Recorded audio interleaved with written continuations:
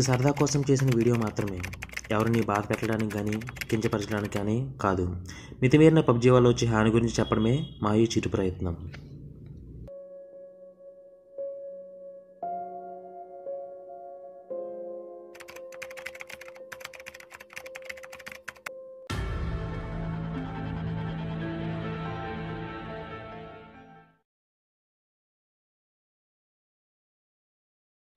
నేను సర్కిల్లో ఉండేటప్పుడు ఒకసారి కూడా చావాలనుకోను. అది నన్ను, నా చికెన్ డిన్నర్ని నాశనం చేస్తుంది.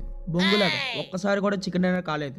మీ జీవితాన్ని సంకనాకించే పబ్జీ లాంటి గేమ్స్కి దూరంగా ఉండండి, చక్కగా ఉండండి. పబ్జీ గేమ్కి దూరంగా ఉండండి.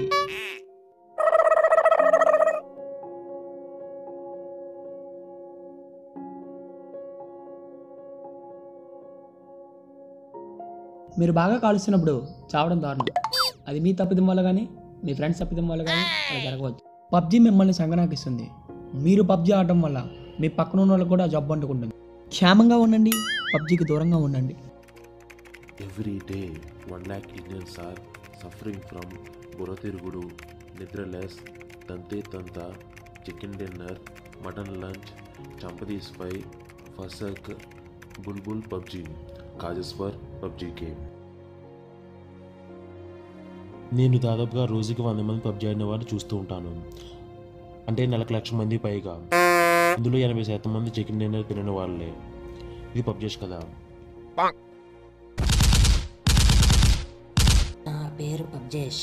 నేను 1 నెల పబ్జీ గేమ్ ఆడాను. ఇప్పుడు నాకు బుర్రతిరుగుడు ఆపరేషన్ జరుగుతుంది. బహుశా నేను ఏ గేమ్ ఆడలేకపోవచ్చు.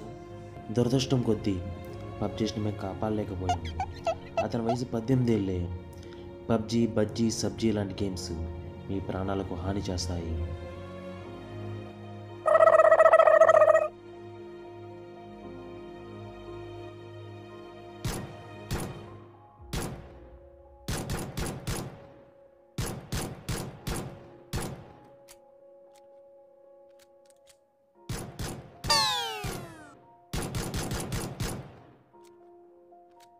ఈ నగరానికి ఏమైంది?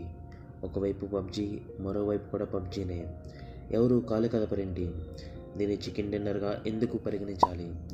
ఈ పబ్జీ గేమ్కి పాడాలి భయోగీతం. తినలేని చికెన్ డిన్నర్ ఎక్కడ చూసినా ఉపేక్షించకండి. పడుకోవడం మానేసి పబ్జీ ఆడడం నిషిద్ధం. ఆడితే అందదు నజరానా.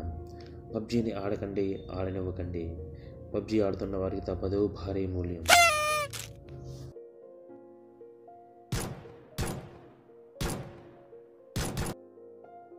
హే విన్నర్ చికెన్ డిన్నర్.